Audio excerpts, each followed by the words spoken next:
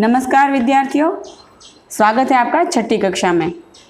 हिंदी में हमने पिछले लेक्चर में कविता की चर्चा की थी और उसके शब्दों के अर्थ की चर्चा की थी। अब इस लेक्चर में हम अभ्यास की चर्चा करेंगे, जिसमें दिया है अभ्यास में कविता ज्ञान। नीचे दिए प्रश्नों के उत्तर दो। मौखिक, पत्तियां सुनहले रंग में कब रंगती है? सूरज की जब एक किरण, सुबह में सूरज की एक किरण के आने से पत्तियां सुनहले रंग में रंगती है। किरण किस दिशा से आई? तो किरण पूरब दिशा से आई। किरण के आने पर भौरे क्या करने लगे? किरण के आने से भौरे गाना गाने लगे। किसके आने से पूरब में सुखद सवेरा हो गया?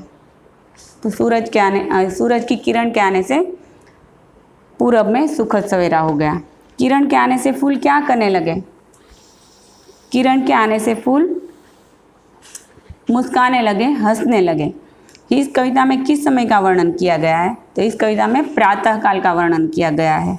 इस कविता के माध्यम से कवि क्या संदेश देना चाहते हैं?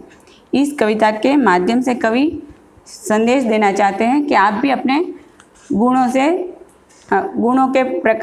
से दुनिया को सुंदर बना सकते हैं। सही कथन पर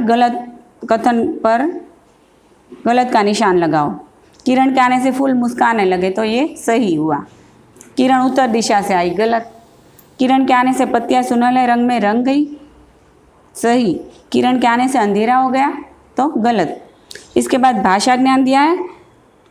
सुमन, फूल, पुष्प, कुसुम, यहाँ एक ही चित्र के कई नाम हैं। ये सभी समान अर्थ बता रहे हैं।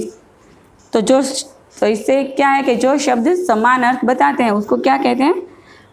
पर्यायवाची शब्द।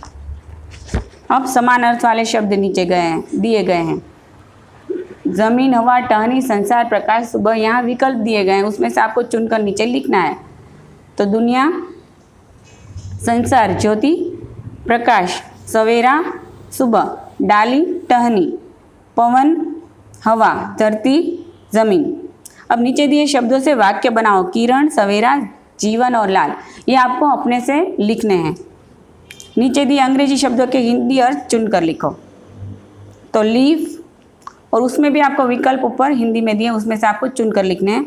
लीफ तो क्या लिखोगे? पत्ती। लाइट तो प्रकाश। अर्थ तो धरा। ब्रांच डाली। ब्यूटीफुल तो सुंदर। रेड लाल। ईस्ट पूरब।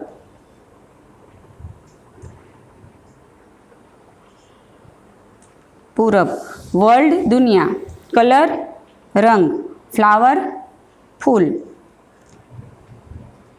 और उसके बाद यह सोचो और बोलो। सुबह होने पर प्रकृति में क्या क्या परिवर्तन होते हैं आप जानते ही होंगे, तो आपको ये बोलना है या अपनी फेसबुक में लिखना है कि क्या क्या परिवर्तन होता है। सूरज हमें क्या क्या देता है वो भी हम जानते हैं, वो भी आप अपने से लिखोगे। और नीचे दिए चित्र में रंग भरो और उसके बारे में कुछ वाक्य लिखो। तो यहाँ आपको रंग भरना है और उसके नीचे 4-5 लाइनें दी हैं जो कि आपको पाठ्य पुस्तक में ही लिखना है इसके बारे में। फिर भी मैं आपको इन सब के उत्तर भेज दूँगी PDF फाइल में, जो आप क्रॉस चेक कर सकते हो। आज के लिए इतना ही। धन्यवाद। अगले लेक्चर में फिर मिलेंगे एक नए पाठ के साथ।